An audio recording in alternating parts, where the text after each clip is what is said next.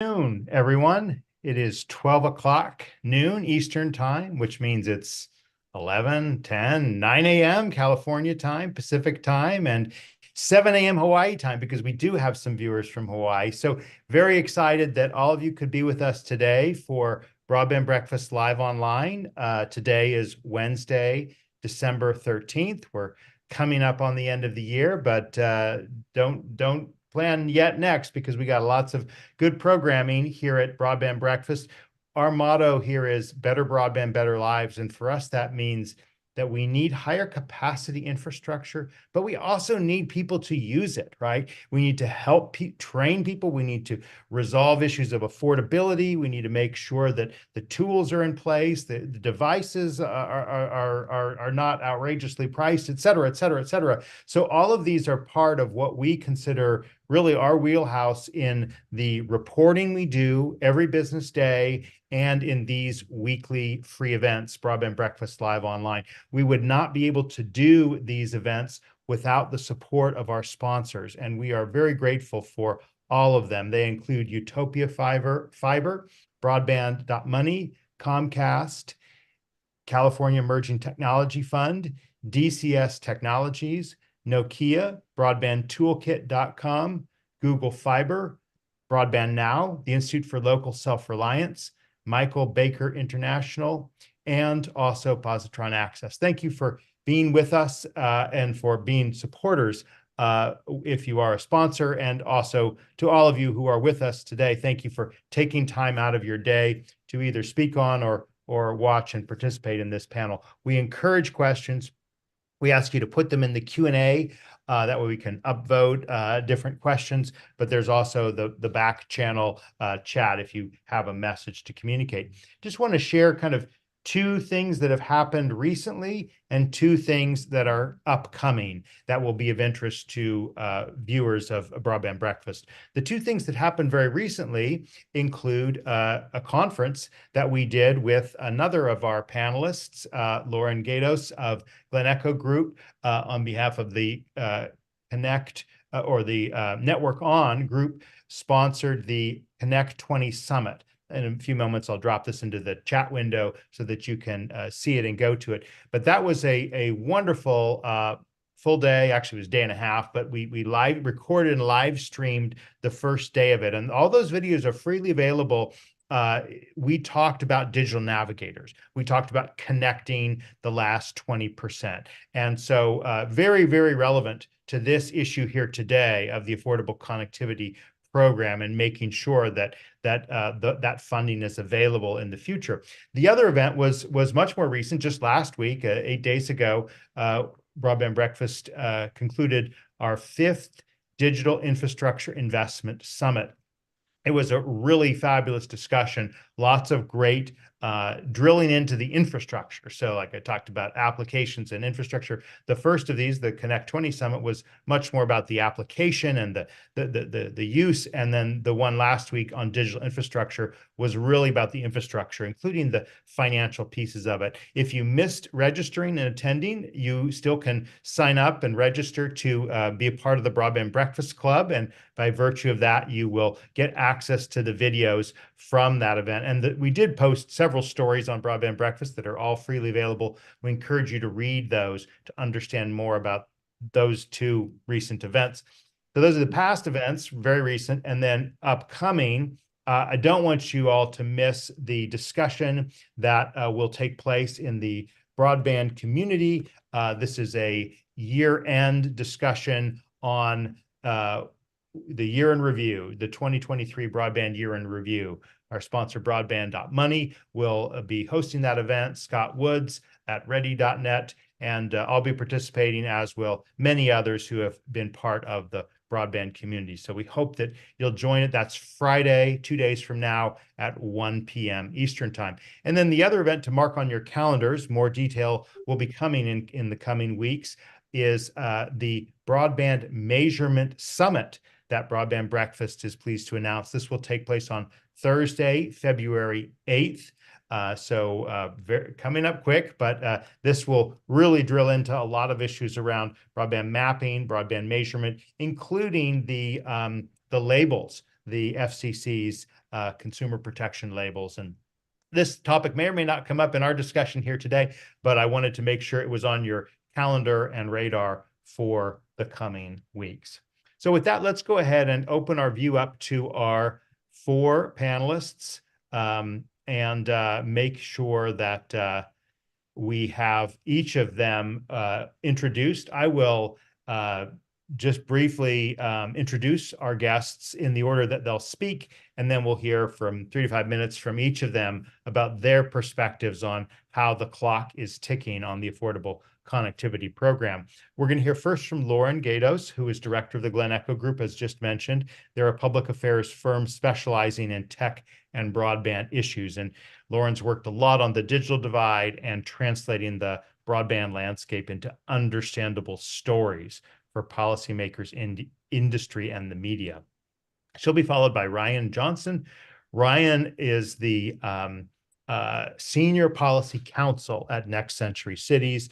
Really, we had a great post. Ryan, in some ways, got me thinking about this topic. Is you had an expert opinion that you contributed to us. Thank you for that. And it was really about how BEAD fails without ACP, which I just thought was a great take, and look forward to hearing more about that topic. So just a little bit more about Ryan. He's responsible for Next Century Cities' federal policy portfolio, building and maintaining relationships with the FCC and with members of Congress and public interest allies and others. So thank you for being part of our discussion, Ryan.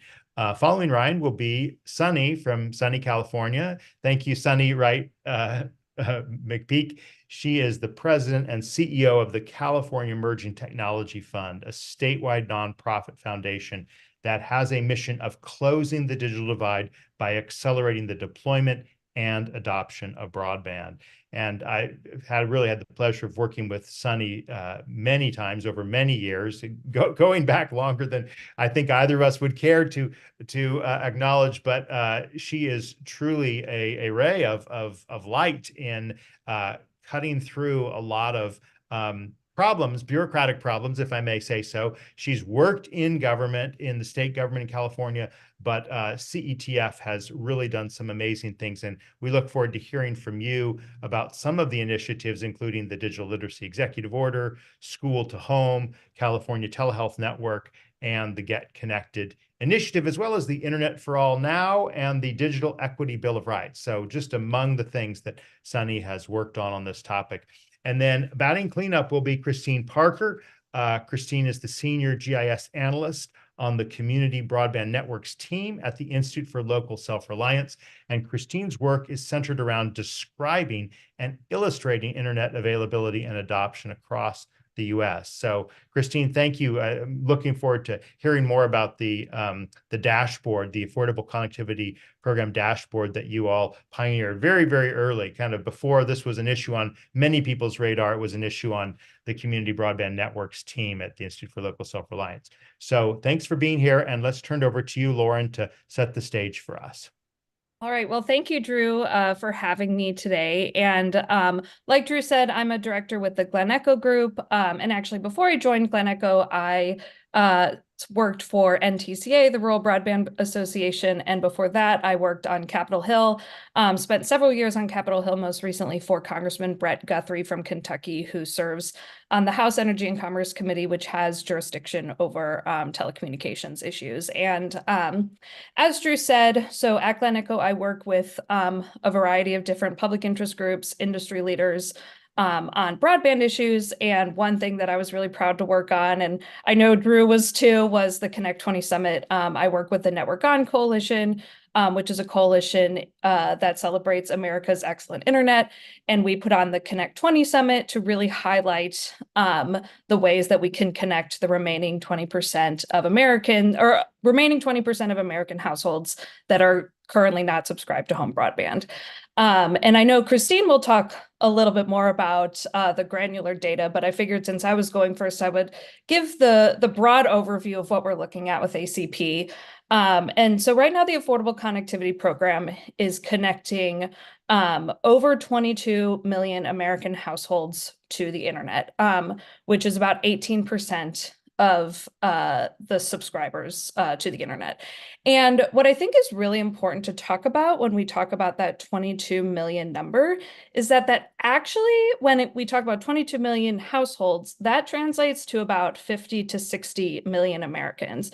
And one thing that was really powerful at the Connect 20 Summit was hearing from digital navigators from across the country about those 50 to 60 million Americans and how this program is changing their lives. So if you think about any given household that might be using ACP, you know, that household might have a student that is doing their homework and they are applying for college using broadband. It might be a mom or a dad who might be able to get a remote job thanks to stable internet. We heard from one digital navigator who was a veteran, and he had worked with another veteran to connect her to broadband. And this veteran and her partner had to previously create a schedule at home on who could use the internet when, because their service was so poor. But with ACP, they were able to sign up for faster service. She's able to study, go to school at night. Her partner's able to do his job, and they can do it at the same time without having to have a schedule.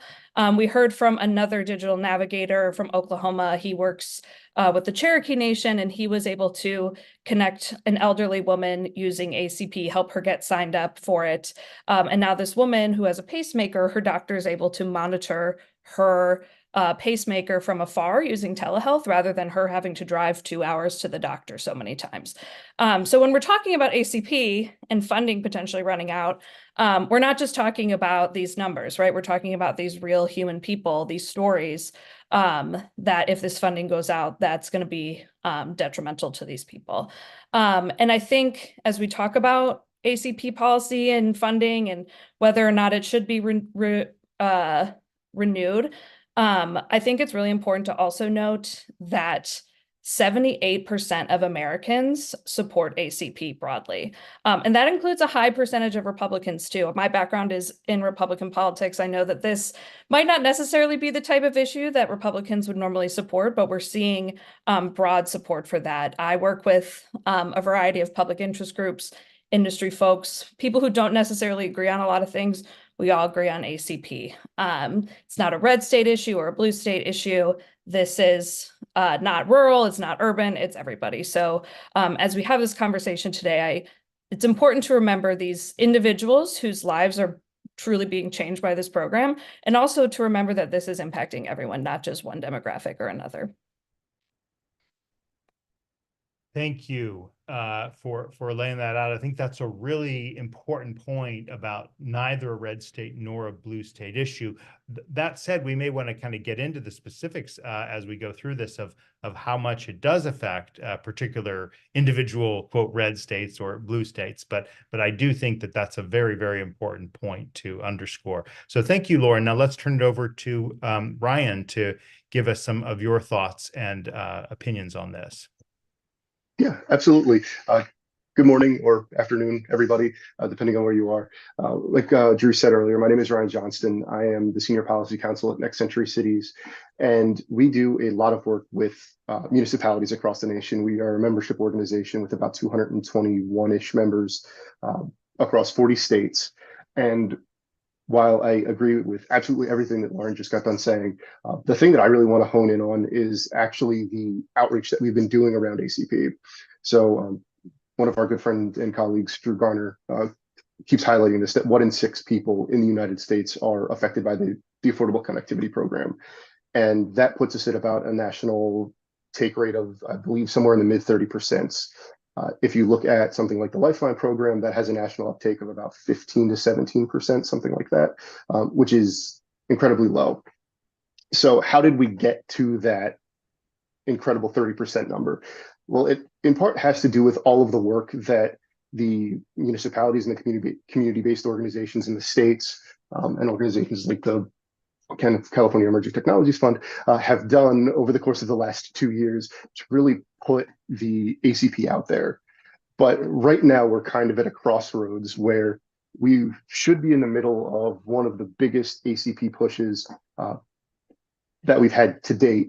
But we have a lot of community-based organizations, a lot of folks that are ACP outreach grant recipients that are kind of in the middle of an ethical dilemma. We're looking towards the end of this program somewhere between, March, April, or May of next year.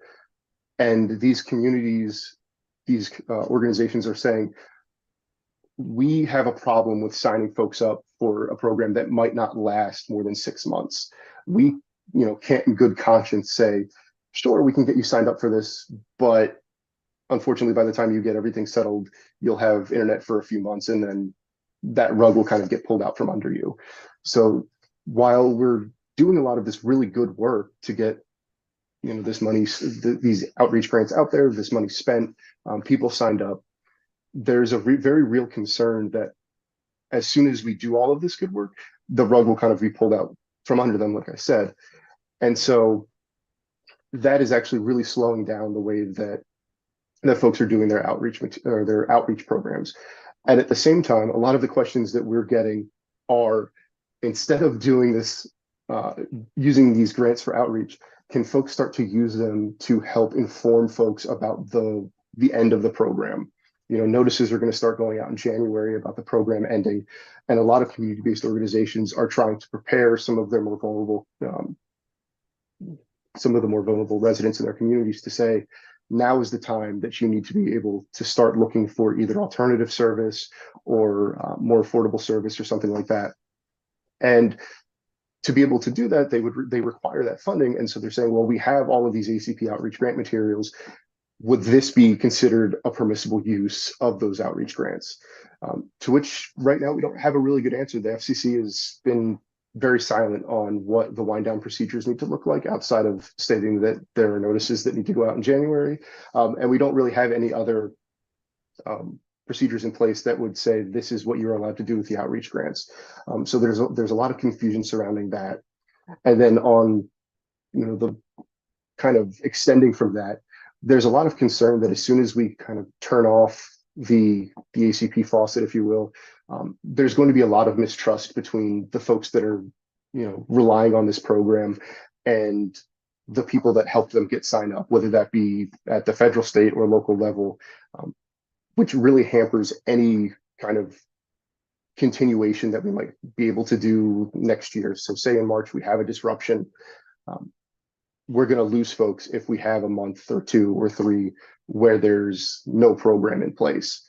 And if we do manage to secure some funding for 3 or 4 months later, getting 100% of those folks back is going to be almost impossible, because there are going to be people that say, hey, you screwed me. I don't believe in this program anymore. It's a scam, X, Y, or Z. Things that we've all kind of heard before, either with the emergency broadband benefit or the ACP when it was just first starting out. So we're very kind of concerned about how that's going to happen and what the implications for digital equity going forward in the BEAD program are going to be as well. But we can talk about that a little bit later.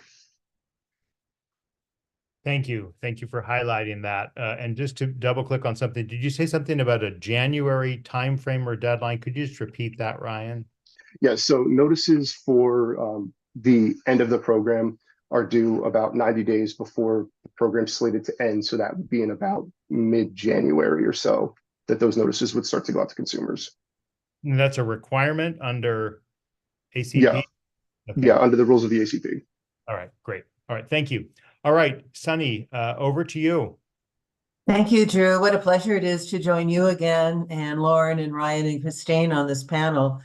The California Emerging Technology Fund, as you introduced it, is a fairly unique, I say strange animal in the country, in that the California Public Utilities Commission directed the establishment of the California Emerging Technology Fund. They selected that name. It was out of mergers in 2005, but they explicitly said it would be a not-for-profit statewide organization. And then in subsequent state law, the California Emerging Technology Fund has higher public reporting responsibilities than any other nonprofit. We report to the legislature annually through the CPUC, and also by another state law. We're the only non-state agency on the California Broadband Council. I give that history because also prior to EBB and the Affordable Connectivity Program, in our state, legislators have really been trailblazers, and Governor Newsom declared broadband for all in 2018, the end of 2018. And we then, in 19, spent a whole lot of time developing an action plan that preceded the Affordable Connectivity Program. In that Broadband for All executive order, the governor promoted the existing pre-EBB, pre-ACP affordable offers, and we may need to go back to those, many of which we were a party to negotiating with companies in other corporate consolidations. Of course, Comcast, who is a sponsor today, led that effort with their Internet Essentials program when they acquired NBC Universal. So we may have to go back and work with the internet service providers to rely on their affordable offers. And I say that because I do think what Ryan just shared is very important about this transition period or this next few months. The California Emerging Technology Fund, under our governor's executive order, is the leader for, and under the umbrella of the California Broadband Council, our mobilization around affordable offers and the Affordable Connectivity Program. We call it Get Connected California. In last year, we did 75 in-person enrollment events throughout the state. Many of them were on 3 big Get Connected days throughout California. And now we, as a grant recipient from the Federal Communications Commission, are doing another 50. We've done several that will be completed by the end of 2023, and then are looking to get the rest of them done in the first quarter of 2024 for the reasons that both Lauren and Ryan have said so far. What we are finding is that it's a pretty a transformative program. Just to put into context, in the first 15 years that CETF existed, we actually trained over 1 million people with our network of 100 CBOs. The original digital navigators in the country were the community-based organizations that were a part of the work we did in California, and got about another 1 million households connected to the internet with affordable broadband, having to rely primarily on those previous offers. In California, there are 5.8 million households eligible for ACP. And today, just as of Monday, with the latest numbers from the FCC, we crossed over the 48% enrollment mark, which has been just huge. Every week we have meetings with the state agencies, with our CBOs, with all the stakeholders about driving towards these goals. And that's no small task. What actually works and is the most effective, and what we've come to know as direct notification by a credible source, direct notification being a public agency that does the eligibility determination on the big categories that make someone automatically, a household automatically eligible, such as Medicaid, food stamps, the National School Lunch Program, Pell Grants. I know Leighton Olson is really big on promoting, as we do through the community colleges and higher education, the Pell Grant opportunity for eligibility for ACP. So when that happens, over 80% of the people who are notified can actually enroll themselves. We have a major call center that works statewide, is the interface with state agencies doing direct notification, with counties doing direct notification. Today are managing over 80 campaigns through that call center. So there's a distinct identifier of where did that notification come from, where did the outreach come from. And then through that call center, we can immediately connect real time with a community-based organization that can, in language, in culture, assist in enrollment. And those who can't then be helped in that manner, we put into the in-person enrollment events. When we actually can do notification, it makes a huge amount of difference. As we look coming into 2024, what is really important, I think, to underscore is how bipartisan the need is, as Lauren said. I will point out in California that while we're at 48% statewide in former Speaker McCarthy's home county of Kern County, which is very red, they have actually enrolled 65% of their eligible households. California is a red-blue state. We have distinct areas that are rural and tend to be more Republican, and they need ACP for economic stability and economic development. And we have blue counties that are on the coast, tend to be more Democratic in registration, and they need the assistance for all their low-income households. So we have I think a major task in front of us, but I will make a plea to all of the internet service providers that we have to maintain the trust with our customers, and that they do know, as does the FCC, who's enrolled today. And if they would just share that information with the credible sources, the public agencies, then we could target those who are not enrolled today and not be wasting almost half of our dollars reaching everybody when we do either direct notification or distribution of flyers in a community. So I am so glad to have this conversation.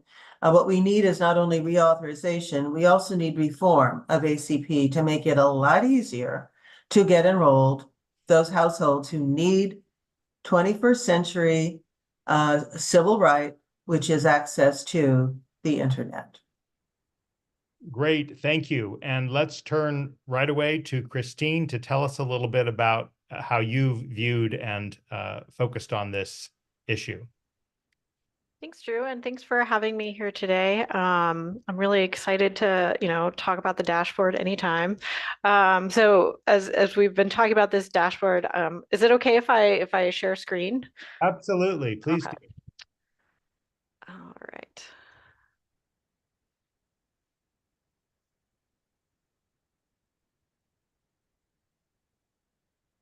Okay.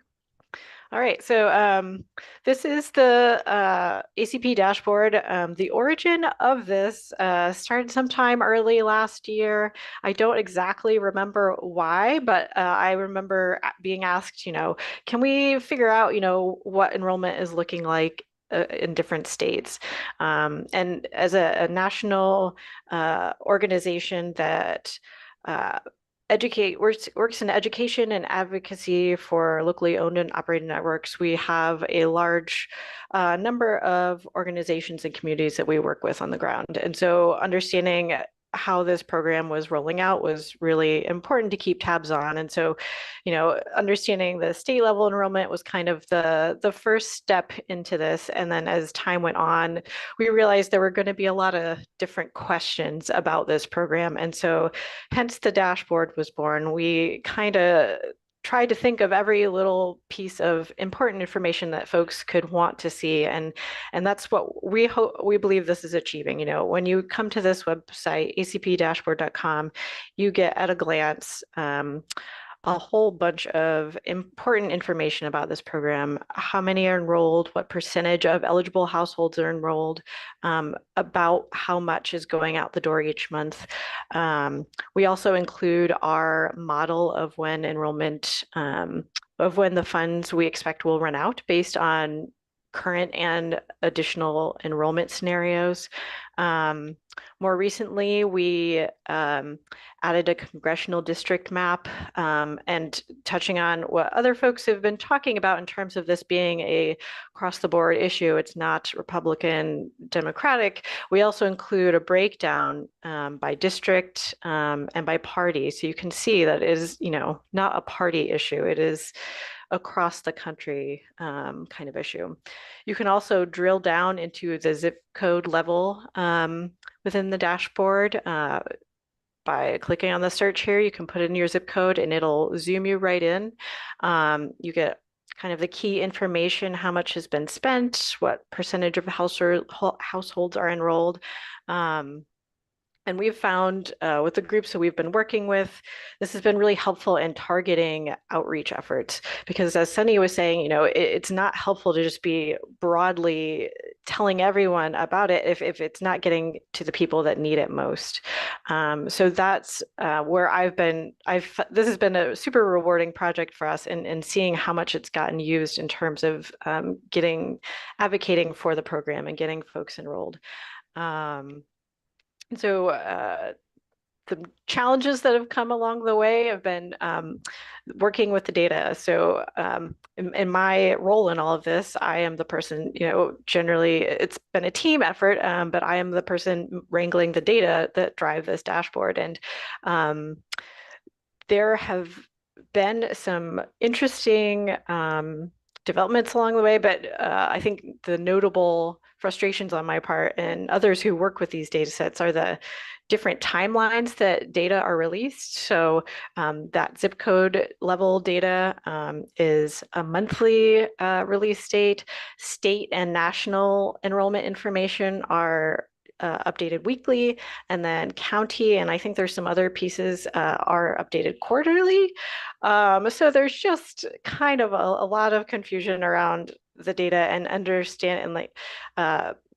keeping up to date with it all is very, I think, confusing if you're someone that's just looking at the USAC enrollment tracker. And so that was kind of another reason as time went on, we found this tool to be so important for folks, because it gave you an up-to-date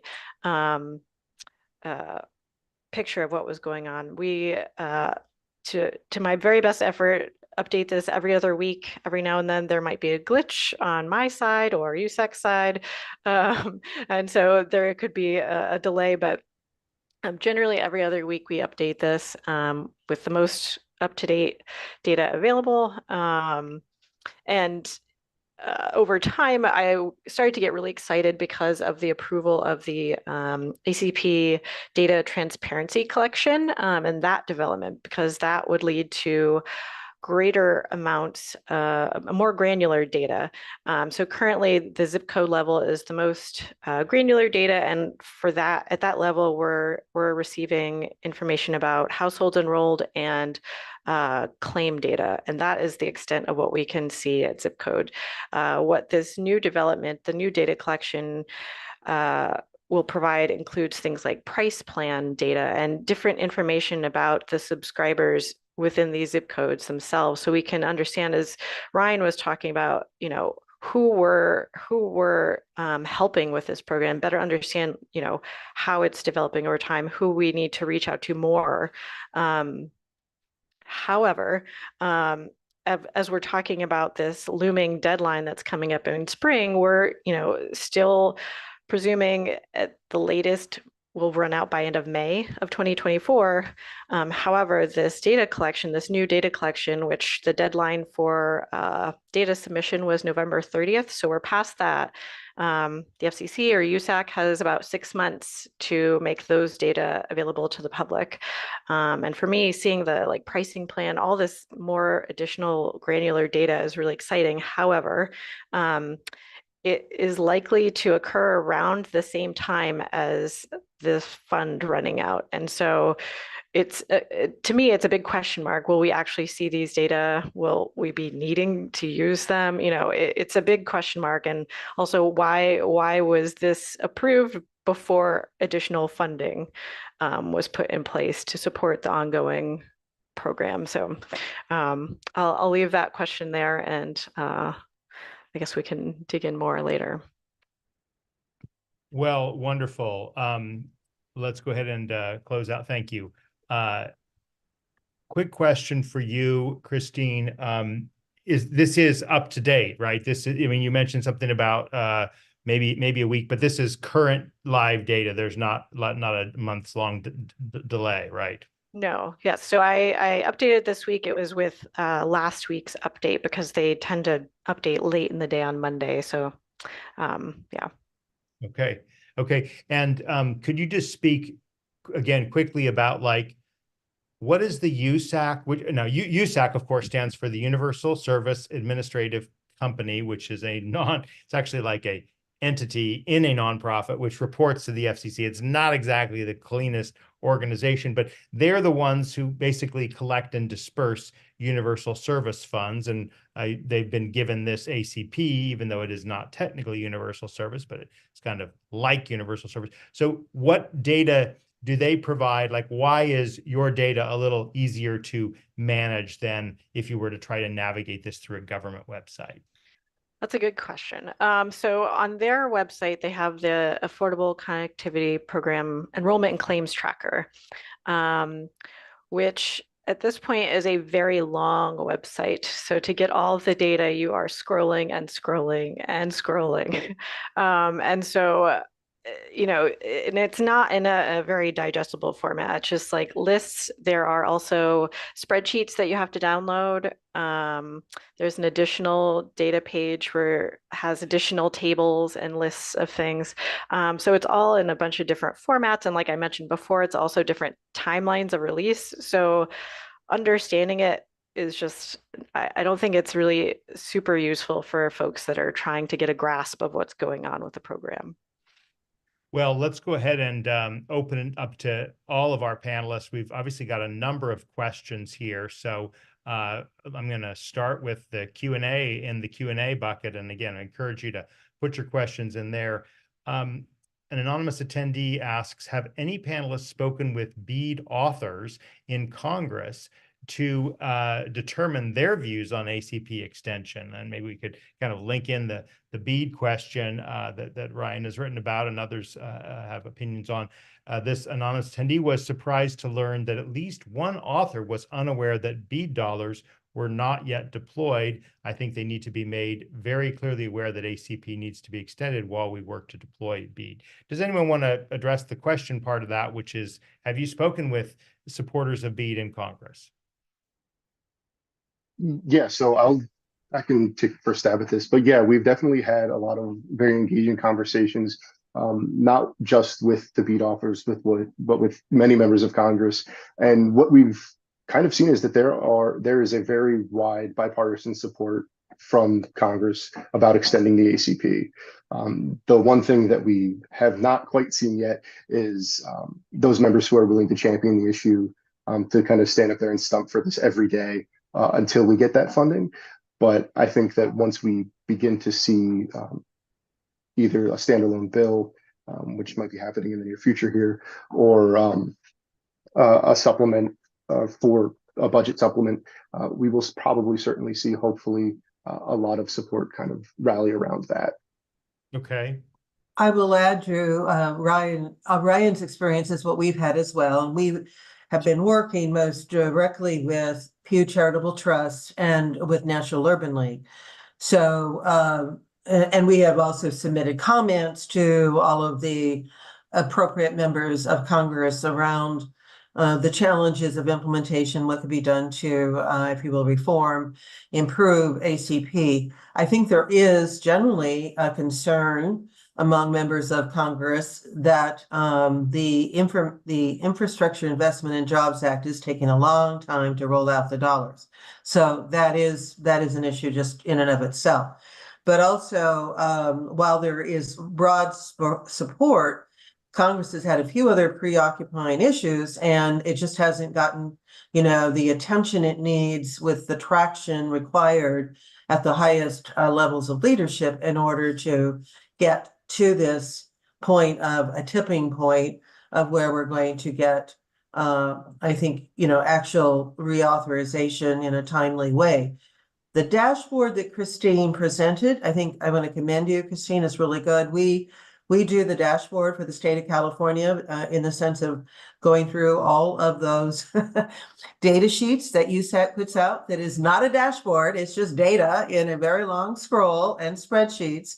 And then it goes through CSU, Chico, and uploads actually onto both the state website, and then Nadine Hugg, my colleague, does it on the Internet for All now.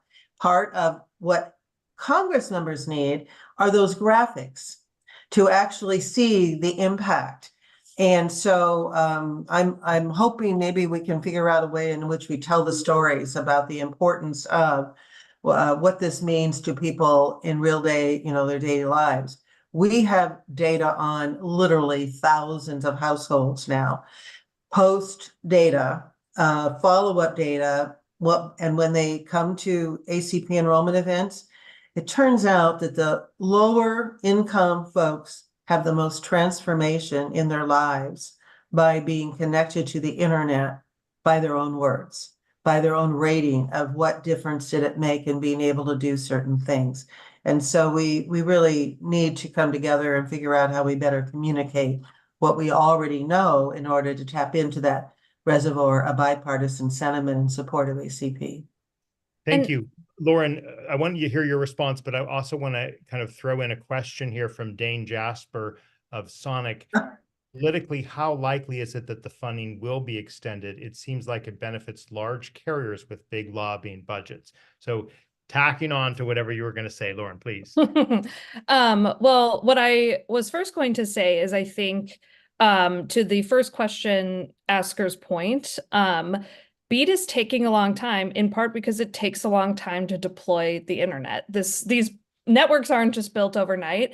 And one thing that we've seen, I've talked to a lot of state broadband offices, Drew, I know you've done the same, is, people hear, oh, this BEAD funding, where's my internet, without really totally appreciating how long that's going to take. And I think where that plays in with ACP is, to Ryan's point earlier, if we cut off people now, and then 3 years later try to get them back on once this new network is built, it's just not going to work, because people are going to say, well, I did this and it didn't, they took it away from me and I don't want to do it again. And I think that's something that's really important, that we need to keep this program going while we work slowly towards realizing the full benefits of BEAD.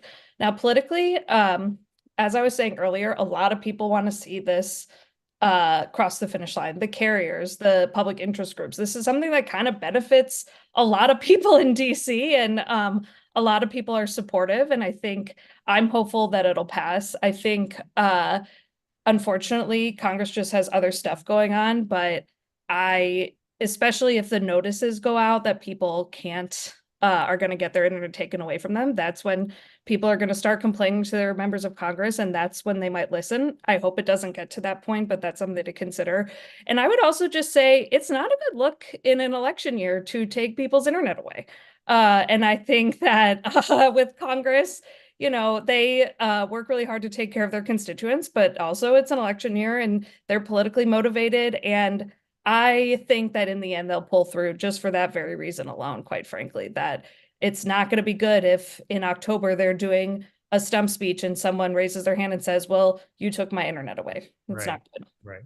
We have a question here that I want to ask Christine. This is from Jacqueline Arguilera. What does it mean for a city to be in the lowest enrollment? Are our citizens more disconnected and will remain so? How can we assess if this is need-based or lack of information-based? So in the lowest enrollment means that of the households that are eligible to be enrolled, you have the lowest number actually enrolling. So this isn't necessarily a measure of actual internet access adoption or availability of infrastructure. It's just a measure of how many households can and have enrolled in ACP. And whether or not it's need-based or lack of information-based, I think as I was talking about before, this additional information we were hoping to get through the ACP data transparency data collection might have given us some hints about that. But as it stands now, it's not really something we're able to evaluate really well. Ryan, would you care to weigh in on that, as well as the next question from Ken Garnett? Will USAC issue a 3-month warning notice to funds depleted? The questioner doesn't want to alarm customers any earlier than necessary. Yeah, so I think I'll start there, because that's the easy part. The USAC is not going to issue a 3-month notice, and neither will the FCC. They are of the opinion that they are going to wait till the last possible moment before they are willing to accept that the program is going to have to wind down. They're from the conversations that we've had with the commissioner's offices and the chairwoman's office, are essentially waiting until the last opportunity to secure funding has been exhausted before they are willing to say, we are going to now need to wind down a little bit. So that's kind of where that is going. And then could you remind me of the other question? The last question was the one about what does it mean to be in the lowest enrollment? How can we assess if it's need-based or lack of information-based? Right. I think that is actually a very difficult thing, at least in my experience, to be able to parse out, because there are some communities that are certainly they're very well connected in the informational sense. They know who to ask, they know where to go. Their community-based organizations are doing very good jobs. But then there are other communities that we have looked at, mainly. I'm going to cut against what Lauren said a little bit earlier, that this is a little bit more of a rural issue when it comes to having community-based organizations that are well connected. We see that less in rural communities than we do in urban communities. And so there are a lot of informational gaps kind of on the rural side of things. Whereas with the urban side of things, we generally tend to see that flipped, where they will have a lot of information, but it's just about getting that person to those people and getting them connected. Sunny, do you have a reaction to this point? I guess what we've been talking about here. What we know in California is that, ironically, as I shared earlier, we're at 48% enrollment. And with the 2023 statewide survey, we do that. We've done it for 15 years. And this time with the University of Southern California and the Department of Technology to inform the digital equity plan, only 36% of the people say they're aware of the Affordable Connectivity Program. And that is largely because a lot of the those who were enrolled in the EBB program, Lifeline, and Affordable Offers, which rolled over into ACP. And they were notified at the time, but they don't remember that. We know in our state, particularly when you look at a low enrollment number, and that percentage is of those who are eligible. So it's not, the need is the end number. We know when we say the universe in this particular zip code or this county or this state is X, or what is called N for universal number in a data set, that's a measure of need. The enrollment is a direct measure of information. And that's what's going on. And we have actually enrolled the people easiest to reach. What's left are increasingly the more difficult to reach, who are not generally opening their mail. They're not getting, they're not online, so they can't get email. They may not even understand the text message when we do text messaging, and they're very fragile economically. So this whole program has done a remarkable job with in-person, in culture, in language outreach, with hardly any other public advertising going with it, and very little promotion from the ISPs. So we have a question here from Sherry Lichtenberg. The majority of ACP customers are receiving, in quotes, free service after the subsidy. What are the companies saying about their plans? Will they continue to give free service until the program is refunded, meaning, you know, filled up with more funds, if there were to be a gap? We've talked a lot about that hypothetical, but I think, you know, maybe the reality is it won't expire, because according to your tracker, Christine, I think you're showing May to June. Is that right? That's a little more time than I've been hearing elsewhere. So, you know, your thoughts on that would be welcome, Christine. But who else wants to address Sherry's question about what are companies saying about plans in the event of a, you know, disjoint? In California, most of them don't know what they're going to say. We actually meet with them very regularly. Another meeting is coming up on this coming Friday with between the internet service providers and the state agencies led by the California Department of Technology. Many are trying to determine what they're going to do in California.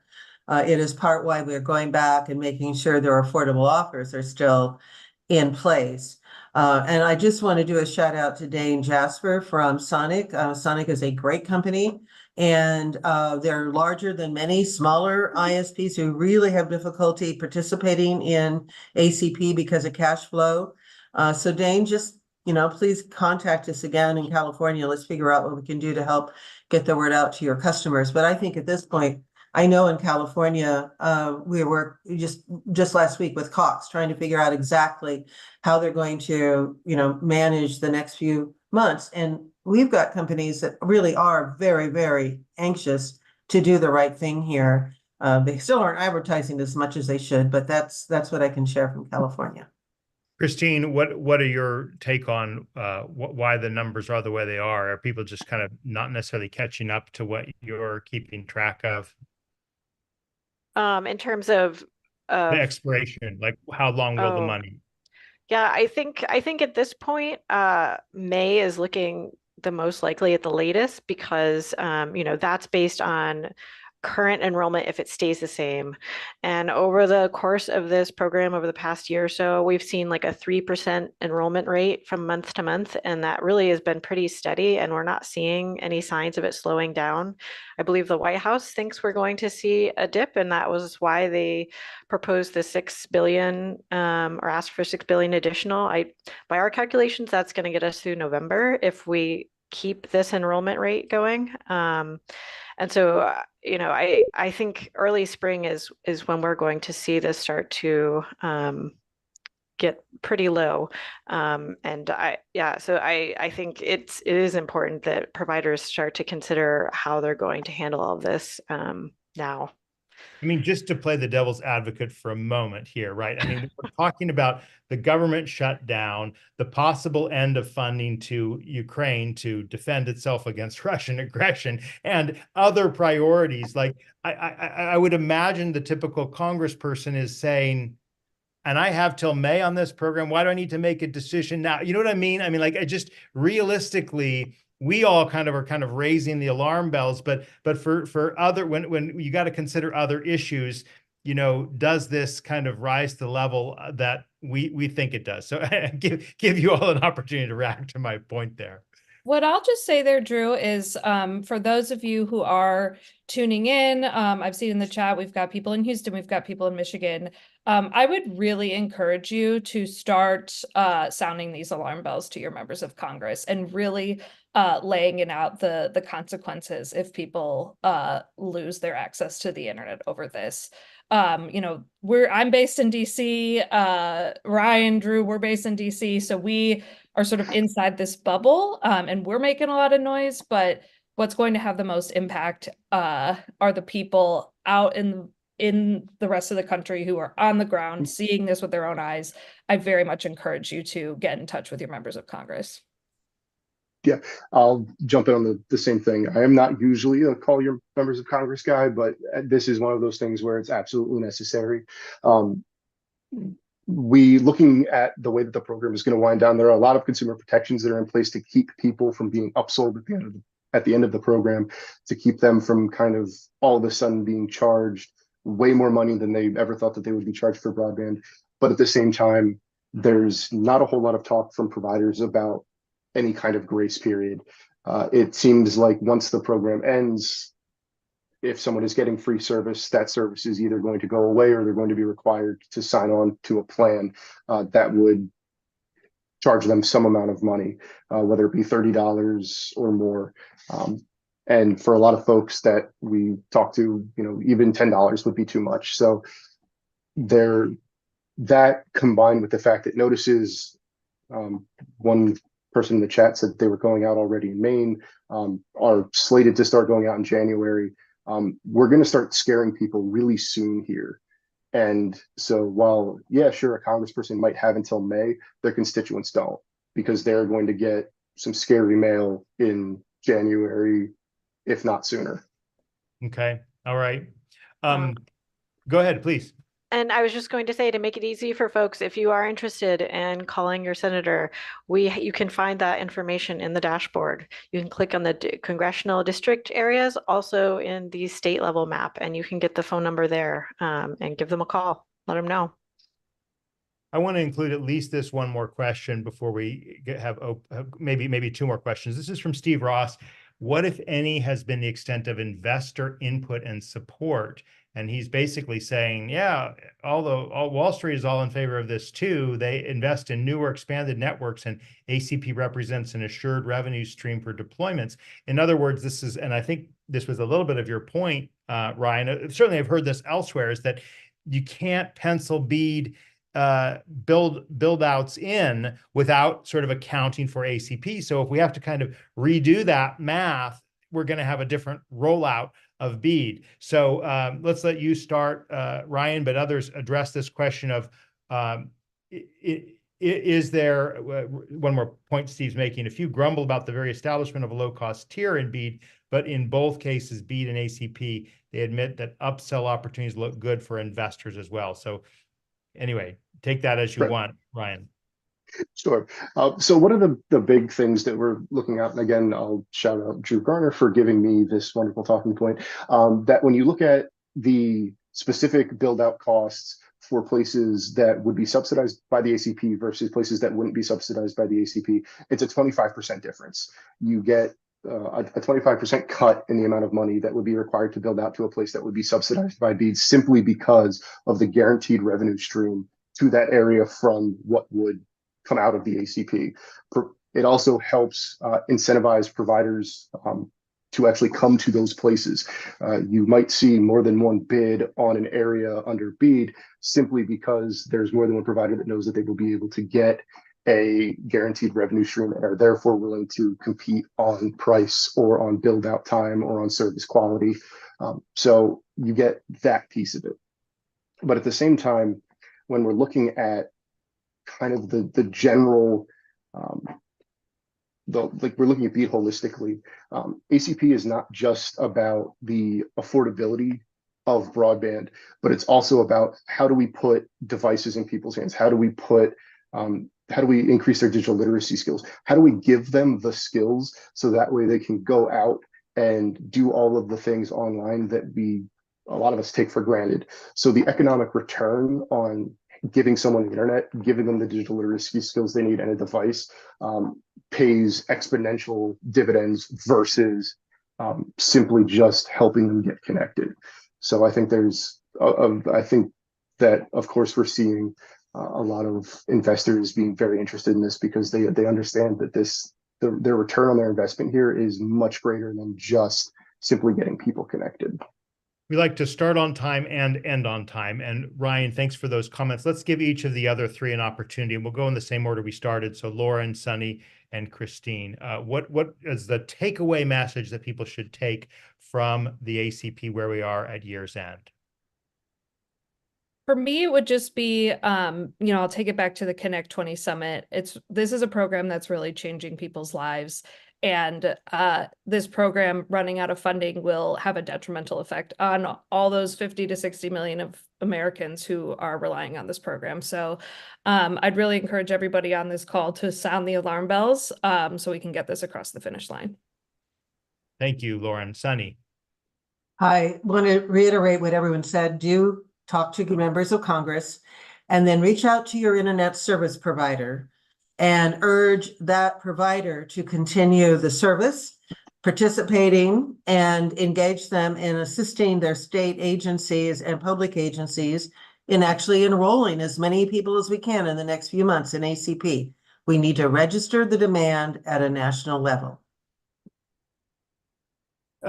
Christine, do you want to kind of give us some final thoughts and maybe close out our question queue about this one about enrollments versus claims, a discrepancy that Stephen Willoughby is asking? Yeah. So I guess broadly, I would say, I think this program has done what it was intended to do. It helped get people online when they needed it most, and it's been really effective in that. However, it's not it's not fixing the existing problem of affordability in our country. And I think, if you look at your state BEAD plans moving forward, many include ACP as kind of a, this is a great way to get ISPs to build out to these areas because folks will be able to afford it. But I think states need to consider including some alternative language in there if ACP is not going to continue to encourage these providers to include affordable internet plans for folks. In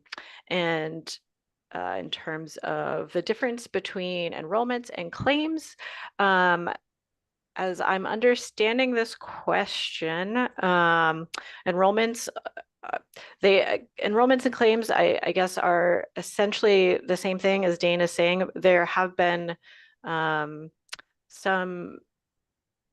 I guess, differences in terms of the timing and the geography that you're focused on. So like claims are updated every month, whereas some of the enrollment data is updated every week. And so those are maybe the discrepancies you're talking about.